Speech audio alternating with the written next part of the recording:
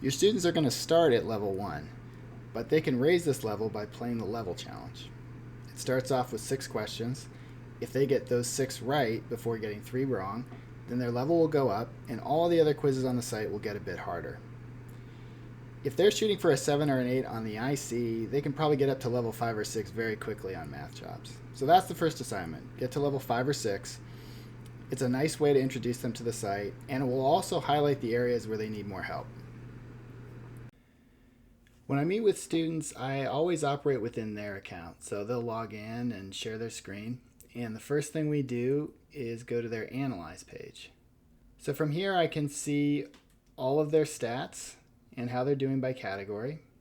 I can also see their exact questions, when they answered them, how long they spent. If it's green, that means they got it right. If it's red, that means they got it wrong. Yellow means they ran out of time. Every question has an explanation. I always encourage students to read the explanations. If they have any trouble with it, they should star it, and then it'll appear in a list of starred questions. Now, sometimes this will just be a quick check-in. You'll go over the ones that they missed, maybe clarify a few quick points that they have, and then move on to something else. But sometimes this will bring up real issues, like maybe they are not comfortable with foiling, or maybe they haven't learned the difference of 2 squares. In that case, you're going to want to create your own quiz with them. So you go up to the top, you click Create a Quiz, and from here you can control the number of questions that show up. You can turn off the timer if you want, and you can restrict it by category. So they're all going to be at the level of the student, but if you just want slope and function questions, you can just work on those. Let's say you don't want this first question, you can hit the trash can. If you do want, let's say, these 2 questions, but then you also want some proportions, you can deselect that button, click on proportions, and then it'll keep those first 2 you pinned, but fill the rest of the quiz with proportion questions. When this level's pretty accurate, meaning it's matching the scores that they're getting on their practice tests, the student may want to keep playing the level challenge, but you should actually direct them to category challenges. The category challenges are short quizzes that target specific categories. So let's say you want to just work on level 7 proportion questions. If you get these 6 questions right before you get 2 questions wrong, then you're going to earn a little badge on that page. So there are a few ways to use these category challenges. One is to just have the student earn a bunch of, let's say, level 7 category challenges. Just say, this week we're going to earn 3 of the level 7 badges. You pick which ones you want to do, and then we'll go over the ones you miss, and the next week we'll target the other 7s that you haven't done yet. That's one way to do it.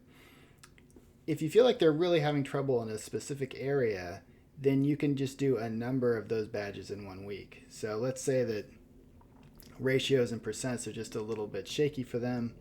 Then you might say, why don't you get 4, 5, 6, and 7 for the category challenge badges? So this way they're still earning a score, but it's targeted in a specific area. Now sometimes you're also just going to want them to explore.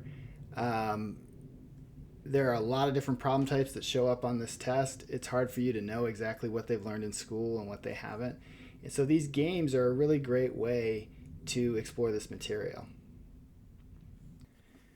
Break the Bank is one of my favorite games on the site.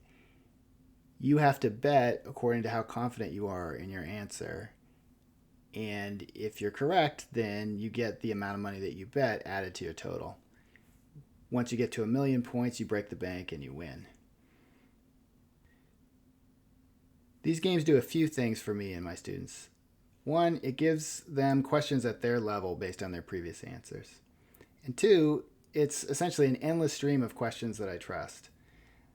These are all going to be ones that are very likely to show up, that the student used to know, or that they haven't learned but could learn pretty easily. And the numbers change every time, so they can answer the questions more than once than they need to. Games like these also let me know when students are struggling with an important concept. Some schools teach factoring by the end of 7th grade. Others haven't even gotten to slope.